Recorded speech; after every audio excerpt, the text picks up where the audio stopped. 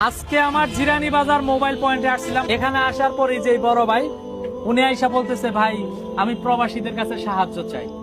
এই যে অবস্থায় ওনার উঠতেও কষ্ট, নামতেও কষ্ট। ভাইয়ের বাসা কোথায়? আমার বাসা হলো ইউনিক। ইউনিক? দেশের বাড়ি হলো আপনার টাঙ্গাইল।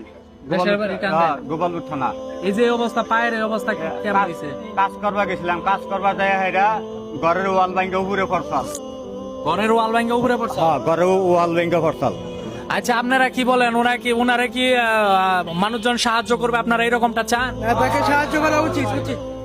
আচ্ছা, আমার অনেক প্রবাসী ভাই বেড়াদার আছেন যারা অসহায় মানুষের পাশে দাঁড়ান, তাদেরকে আপনাদের সাহায্যের হাত বাড়িয়ে দেন। এই যে ভাইয়ের যে পায়ের অবস্থা, উনি হাঁটা চলা করতে পারে না। একটা মানুষ তখনই মানুষদের কাছে সাহায্যের হাত বাড়িয়ে দেয় যখন তার ইনকাম সোর্স থাকে না, কামাই রুজি করার মতন কোনো পথ থাকে না, কোনো ওয়ে থাকে না, তখনই কিন্তু একটা মানুষ সম্পদ বাড়ি ঘর যা আছে সবকিছু বেশি, বাড়ি ঘর যা আছে সবকিছু বেশি শেষ করে দিছি। এখন